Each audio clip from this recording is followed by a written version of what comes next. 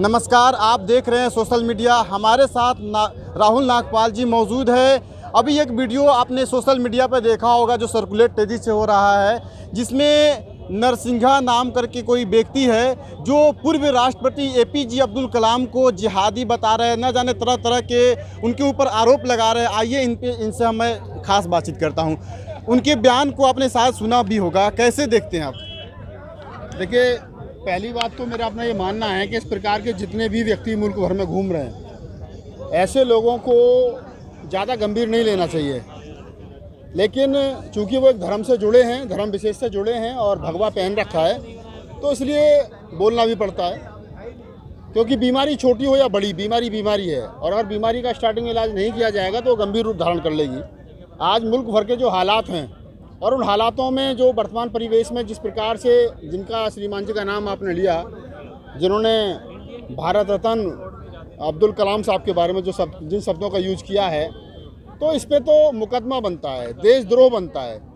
भारत की सरकार ने जिस व्यक्ति को भारत रत्न दिया हो और उस भारत रत्न को कोई व्यक्ति इस प्रकार की भाषा का इस्तेमाल करे, तो मैं माननीय प्रधानमंत्री जी से और उनके गृह मंत्री जो अमित शाह हैं हमारे, उनसे, और ख़ास तौर से यूपी के जो हमारे मुख्यमंत्री हैं, क्योंकि यूपी में शायद ये बात कही गई है जैसे जितनी मुझे जानकारी है, उनसे अपील करता हूं कि भाई हमारे भारत रत्न जो अब्दुल कलाम साहब हैं, देश के राष्ट्रपति रहे, मिसाइल मैन हैं, उनको हम लोग फॉलो करते हैं, हमारे बच्चे फॉलो करते हैं। और हमारे भारत रत्न को अगर इस प्रकार से कोई जिहादी कहेगा, देशद्रोही कहेगा, और तमाम जिस भाषा का इस्तेमाल उन्होंने किया है, इस तरीके की भाषा का इस्तेमाल कोई करेगा तो उसके खिलाफ सख्त से सख्त कानूनी। उस वीडियो में दिखाई दे रहा है कि साफ साफ वो बोल रहे हैं कि APJ अब्दुल कलाम जो थे भारत के नंबर 1 जिहादी थे। उन्होंने पाकिस्तान को आइटम बम बनाने का फार्मूला दिया था। देखिए, पहली बात तो ये है कि अगर उन्होंने ये कहा है कि पाकिस्तान को एटम बम बनाने का फार्मूला दिया, तो उनके पास कुछ ऐसी खबर होगी, उनके पास कुछ जानकारी होगी। तो मैं स्वामी जी से हाथ जोड़ करके अपील करता हूँ कि अगर आपके पास में ऐसी कोई खबर है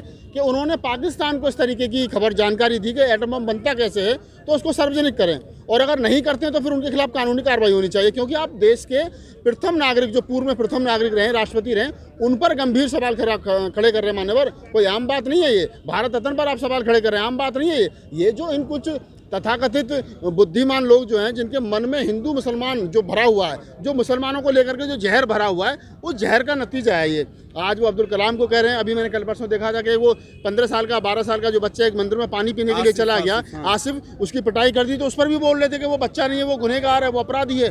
तो आप देखिए ना, इस देश को ये लोग ले जाना कहाँ चाहते हैं, ये विचारणीय प्रश्न है। ये वो लोग हैं कि जो देश को हिंदू मुसलमान में बांट के रखना चाहते हैं। इससे ऊपर हमारी और आपकी सोच नहीं जानी चाहिए। हम मंदिर मस्जिद में अटके रहें, हिंदू मुसलमान में अटके रहें, लव जिहाद में अटके रहें, ना हम पढ़ाई की बात करें, ना शिक्षा की बात करें, ना हॉस्पिटल की बात करें, ना M.Tech B.Tech करने के बाद में जो हम लोग बेकार घूम रहे हैं, ना नौकरी की बात करें, तो हम लोग उसकी बात ना करें। हम लोग सिर्फ इस बात पर अटके रहें कि महाराज जी ने कह दिया, वाह जिंदाबाद महाराज जी, हम आपके साथ हैं। आपके साथ महाराज जी कोई नहीं। मैं बता दूं, इस देश का जो संविधान है वो संविधान सर्वोपरि है। आसिफ का आपने नाम का जिक्र किया, तो आसिफ वाला मामला बताइए, क्या उतना मतलब बड़ा हो सकता था कि डासना मंदिर के बाद अब ये उत्तराखंड के 150 मंदिरों में एक बैनर लगाया जाता है जिसमें लिखा होता है कि गैर मुसलमानों को यहाँ पे आना वर्जित है। तो क्या आप एक हिंदू है, क्या मुसलमान अगर आपके प्याले से पानी पीता है तो पीने नहीं देंगे क्या आप भी? देखिए, आप एक बात समझ लीजिए, ये वो देश है जहाँ 1907 के लगभग बाबा साहब डॉक्टर अम्बेडकर जो भारत रत्न हुए, उनको पानी नहीं पीने दिया गया। बाबा साहब डॉक्टर अम्बेडकर जो विश्व के सबसे चौथे बुद्धिमान व्यक्ति हैं, उनको बचपन में पानी नहीं पीने दिया गया। इस देश के उप प्रधानमंत्री बाबू जगजीवन राम जब स्कूल में पढ़ने के लिए जाते, तो बाबू जगजीवन राम के बारे में एक बात और बता दूं, वो एशिया के सबसे बड़े किसान थे। 3000 बीघा जमीन बाबू जगजीवन राम के पास थी। जब वो स्कूल में पढ़ने के लिए जाते थे तो वहाँ 2 मटके रखे होते थे, एक हिंदू के लिए, एक मुसलमान के लिए। और जब वो हिंदू वाले मटके में पानी पीने के लिए, तो वो मटका फोड़ दिया, बोले तुम अछूत हो, तुम नहीं पी सकते। अगले दिन तीसरा मटका रखा गया उनके लिए कि अछूतों के लिए, तो उन्होंने वो मटका फोड़ दिया। ये पानी की लड़ाई इस देश में बहुत पुरानी है। 20 मार्च 1927 को डॉक्टर अम्बेडकर ने इस देश के अंदर पानी के लिए आंदोलन किया था, जिसको चापदार आंदोलन कहा गया, महाड़ आंदोलन कहा गया। पानी का आंदोलन है। आप देखिए ना, ये जो लोग पानी, आज एक 12 साल का 14 साल का बच्चा एक मंदिर में पानी पीने के लिए चला गया, उसकी इतनी पिटाई की जाति पूछी, धर्म पूछ करके कि उसको अधमरा कर दिया। हम किस समाज में जी रहे हैं, हम कैसे समाज का निर्माण कर रहे हैं, हम किस सोसाइटी में जी रहे हैं, हमको खुद पता नहीं है। यार, इस देश को कहाँ ले जाओगे? इस नफरत के बलबूते इस मुल्क को कहाँ ले जाओगे? हम 21वीं सदी में जी रहे हैं साहब। जब प्यास जाति और धर्म देख करके नहीं लगती। ये वही हिंदू समाज है जिसको ये बदनाम करने की कोशिश कर रहा है। मैं हिंदू की बात कहूँ, जो दशहरा के समय पर प्याऊ लगाता है, और प्याऊ लगाते वक्त वो ये नहीं पूछता कि तुम हिंदू हो, तुम मुसलमान हो, तुम सिख हो, ईसाई हो, बौद्ध हो, जैन हो, पारसी हो, चमारो, चूड़े हो, खड्डी को, पासी हो, कौन हो, वो पानी पिलाते हैं। लेकिन आज हम लोग 21वीं सदी में जो सदियों से प्याऊ लगाते चले आ रहे हैं लोग, आज वो एक मुसलमान बच्चा अगर उसमें आ गया, मंदिर में आ गया, तो उसकी पिटाई की जा रही है कि तू मुसलमान है, मंदिर में क्यों आ गया। तो ये जो सोच बनाई गई है पिछले 6-7 साल में, जो मन मस्तिष्क में सोच डेवलप हुई है दलितों के प्रति, मुसलमानों के प्रति, अन्य उन लोगों के प्रति, अछूतों के प्रति जो एक सोच डेवलप हुई है, ये सरकार इसी सोच में, ये 15-16% लोग हैं देश भर में जो RSS की विचारधारा से अपने आप को ताल्लुक रखते हैं। लेकिन ये वही लोग हैं। लेकिन यही लोग कह रहे हैं, बीजेपी जो सत्ता में है, यही लोग कह रहे हैं कि भारत विश्व गुरु बन गया। अब विश्व गुरु बन गया तो फिर ऐसा मामला कैसे नहीं, विश्व गुरु कहाँ बन गया, इनके घर में बन गया होगा। भारत अगर विश्व गुरु बन गया हो तो RSS के मुख्यालय में बन गया होगा, बीजेपी के हेडक्वार्टर में बन गया होगा, और जो लोग कह रहे हैं उनके घर में बन गया होगा। मुझे बता दो विश्व गुरु बनने का कौन सा पैमाना है। अरे भैया, ये विश्वगुरु सम्राट अशोक के ज़माने में था, जब यहाँ बुद्ध काल था, तब ये विश्वगुरु था। बुद्ध इस धरती पर पैदा हुआ और उस बुद्ध ने इस देश के 44 देशों को बुद्ध धम्म दिया।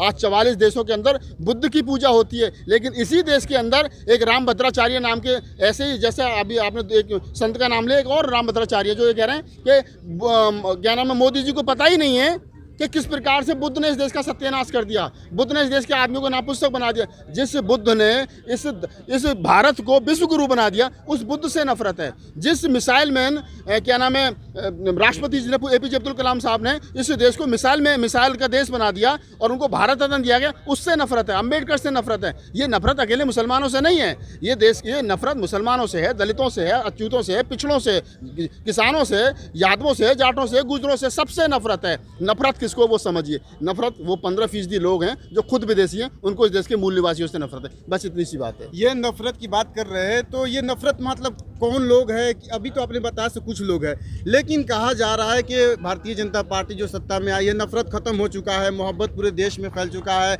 लोगों में भाईचारगी आ चुकी है, लेकिन फिर भी ये सब एक छोटी सी कहानी मैं आपको सुना देता हूँ, आपके चैनल को, आपके दर्शकों को अच्छी लगेगी, इस मौके पर याद आती है। कमाल अमरोही साहब बहुत बड़े शायर थे, फिल्मी दुनिया में काम करते थे। उनकी शादी मीना कुमारी से जब हुई तो वो अमरोहा आई, और जब अमरोहा आई तो बहुत बड़ा महल था अमरोही साहब का, कमाल अमरोही साहब का। तो उनकी पहली पत्नी से एक बेटा था, उनका दत्तक पुत्र था। वो पूरे दिन महल में घूमता था।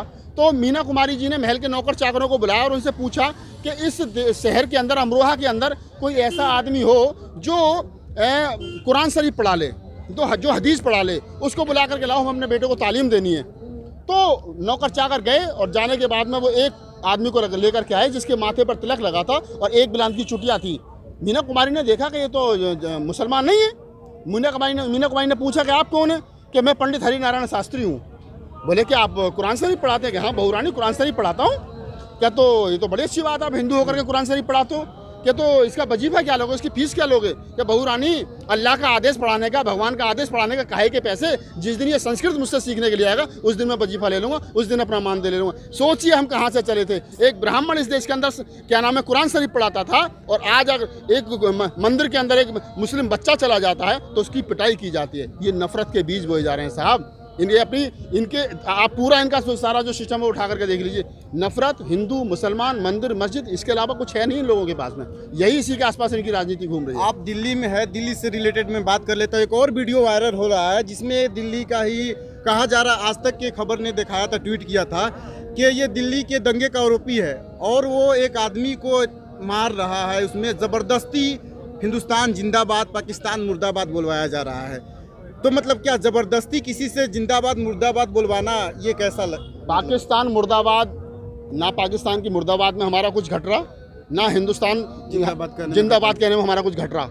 पाकिस्तान मुर्दाबाद है, था और रहेगा ताउम्र। इसमें कोई, वो हमारा पड़ोसी देश है, हमारे संबंध अच्छे होने चाहिए, ये मानवता है। लेकिन अगर वो हमारे शहीदों के साथ, हमारे जो सैनिक हैं उनके साथ में उनको शहादत, उनको शहीद करेगा तो हमारा उसके साथ 36 का आंकड़ा, इसमें कोई डाउट नहीं। लेकिन भारत जो देश है वो अपने आप में जिंदाबाद है यार। आपके ना कहने से क्या जिंदाबाद नहीं रहेगा? ये बुद्ध की धरती है, कबीर की धरती है, नानक की, रैदास की, फूले की धरती है, ये अम्बेडकर की धरती है, गांधी की धरती है। भाई ये चार लोग मुर्दाबाद के नारे लगा देंगे तो भारत की जो जमहूरियत है, भारत का जो लोकतंत्र वो खतरे में पड़ जाएगा क्या? नहीं ना, भारत जिंदाबाद है।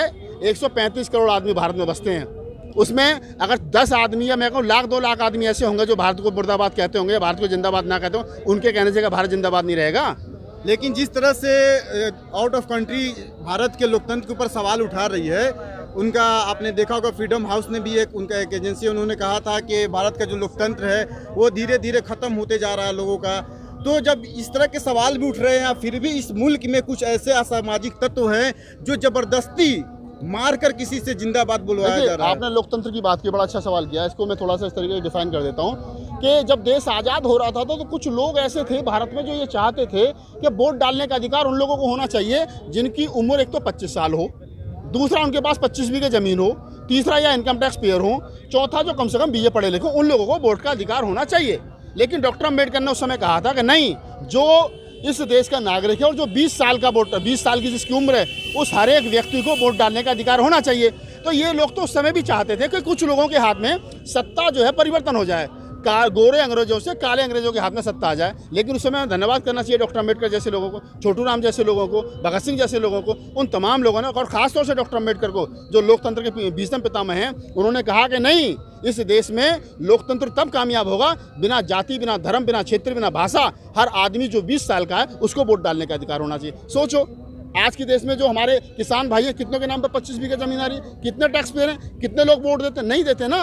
तो ये तो तब भी चाहते थे कि लोकतंत्र जो वो हमारे हाथों में रहे। लेकिन अब इनको लग गया कि जूती काटने वाले की वोट की कीमत उतनी है, इनको लग गया किसान की वोट की कीमत उतनी है, इनको लग गया राष्ट्रपति की वोट की कीमत उतनी है। तो अब इनको ये इनके जो मन में खटास है ना, वो खटकती है कि यार हम हर 5 साल के बाद में जूती काटने वाले से कह देंगे वोट हमें देना, हर किसान से कह देंगे वोट हमें देना, हर गुजर से, जाट से, चमार से, चूड़े से जाकर के वोट हमें, उनमें से तो नफरत है, उनसे तो नफरत है ना, मुसलमान से तो नफरत है ना, कैसे कहें कि खासा वोट हमें दे देना। तो ये जो कहा है ना, जो आपने कहा है कि भाई भारत का लोकतंत्र कमजोर हो रहा है, तो लोकतंत्र कमजोर नहीं हो रहा, लोकतंत्र बहुत मजबूत है, भारतीय संविधान बहुत मजबूत है, लेकिन उसको कमजोर किया जा रहा है ताकि जो नारा लग रहा है ना कि 50 साल हम लोग सत्ता में रहेंगे, तो कैसे रहेंगे? ईवीएम है, सत्ता में रहेंगे, वोट मांगने की जरूरत ही नहीं। अब सबको पता है बिहार में किस तरीके से लोकतंत्र की हत्या हुई, सबको पता बंगाल में क्या चल रहा है, सबको पता है कि पहले जो सरकार किस तरीके से भावनाओं के नाम पर मुल्क भर में बनी है। तो ये लोकतंत्र के लिए खतरा है। ये जाति से, धर्म से, मजहब से, सबसे ऊपर भाषा से, क्षेत्रवाद से ऊपर उठ करके देश को बचाने की लड़ाई लड़नी पड़ेगी, संविधान को बचाने की लड़ाई लड़नी पड़ेगी, भाईचारे को बचाने की लड़ाई लड़नी पड़ेगी।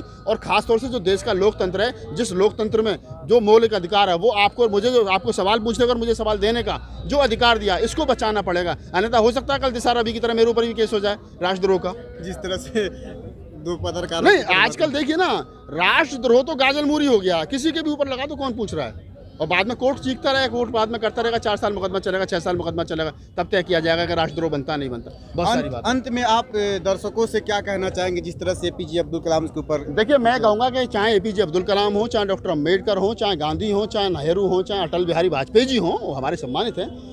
जो जिन लोगों ने इस मुल्क के लिए अच्छा काम किया, वो किसी जाति, किसी धर्म, किसी मजहब से आते होंगे, ये उनके हाथ में नहीं था। मैं किस जाति में पैदा होऊंगा, किस धर्म में पैदा होऊंगा, ये मेरे हाथ में है ही नहीं, ये नेचुरल है यार। और ये जाति और धर्म तुमने बनाए होंगे, जिसने पैदा मुझे किया उसने थोड़ी बनाए। तो हम किस जाति, किस धर्म में पैदा हुए, मेरा व्यक्तिगत मामला नहीं है, ये नेचुरल है। लेकिन मैंने मुल्क की भलाई के लिए क्या किया, इसके आधार पर मेरा आकलन होना चाहिए। और जब इस बात पर आकलन हुआ तो एपीजे अब्दुल कलाम को जो है इस देश के अंदर भारत रत्न मिला, डॉक्टर अम्बेडकर को भारत रत्न मिला, बहुत सारे लोगों को भारत रत्न मिला। और जो लोग ऑलरेडी भारत रत्न जिनको मिला है, जो लोग भारत के रत्न हैं, उनका सम्मान करना हर भारतीय की जिम्मेदारी बनती है। और जो लोग भारत रत्न की और भारतीय संविधान की, भारतीय डेमोक्रेसी की इज्जत नहीं करते, वो सही माने में देशद्रोही है, उन पर देशद्रोह का मुकदमा होना चाहिए। जैसा कि आप नागपाल जी को सुन रहे थे, इनकी विचार आपको कैसी लगी और आप क्या सोचते हैं एपीजे अब्दुल कलाम साहब के बारे में, और जिन लोगों ने उनके बारे में इस तरह का आरोप लगाया है उनके बारे में आप क्या सोचते हैं, आप कमेंट में ज़रूर लिखिए और इस वीडियो को ज़्यादा से ज़्यादा फैलाने की कोशिश कीजिए। चलिए फिर मिलेंगे अगले वीडियो में। Thank you.